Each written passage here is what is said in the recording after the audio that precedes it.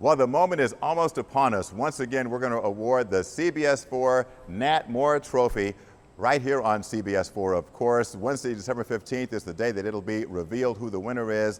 And I'm joined by none other than the man himself, Mr. Nat Moore. And Nat, of course, we had to put this on hold last year because of COVID.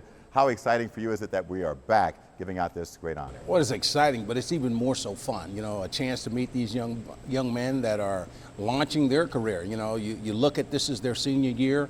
What they do today matters, and you're talking about future, not just football players, but leaders of our community. Yeah, well, in fact, one young man says he wants to be a surgeon when he grows up, so it shows you that they're already thinking big. Yeah.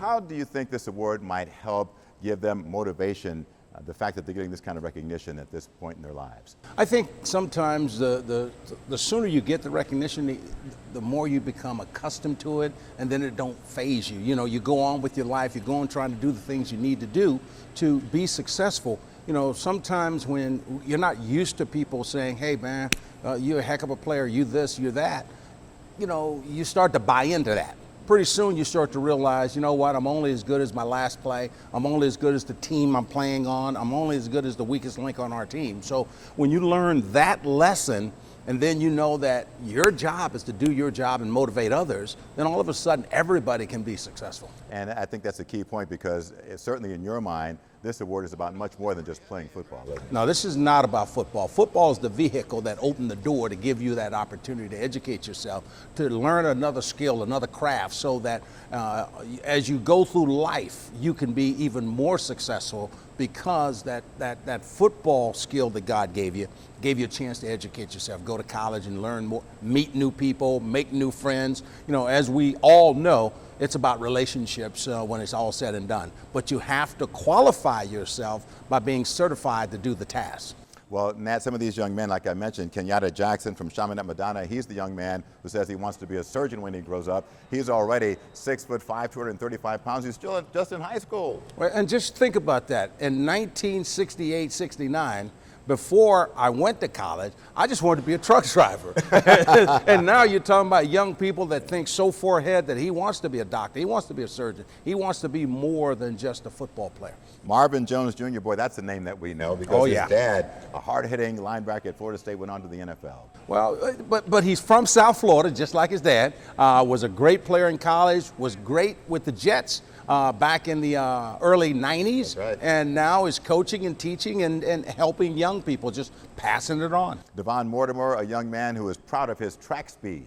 Track speed, but you know what I look at when I think about that young man? You know, here's a kid that every seventh time he touched the football, it's a touchdown. So that it proves track's working.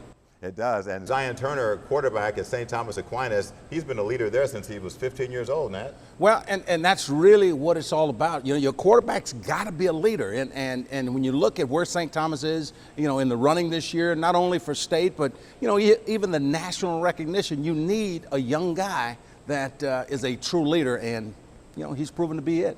What kind of inspiration do you hope they get from this?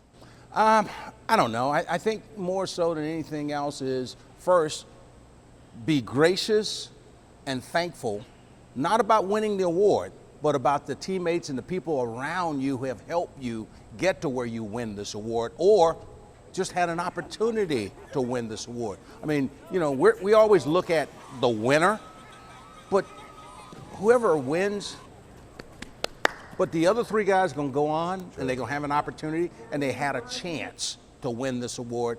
And you know what the goal should be if it was me? I'm going to show y'all should have picked me, because I'm going to be bigger, better, and badder. There you go. That's the kind of motivation that they can derive from this. Yes. Absolutely. Well, Nat, certainly, man, I can't think of anybody more deserving to have this award named after. You, of course, born and bred in this community, and you really represent so much of what you want these young men to be. And so let's all hope that all of them someday can grow up to be Nat Moores in this community or wherever they decide to reside. But I have to ask you before we get out of here, how much grief are your friends giving you from having a trophy with your name on it, your likeness, your image? I mean, man, are you walking around like this? Is your head getting kind of big? No, because I realized that my first thank you is to CBS4 and then FP&L, because without those two corporations, there is no Nat Moore Award. Well, no Nat Moore Trophy, shall I say. Well, listen. So realistically, thank you.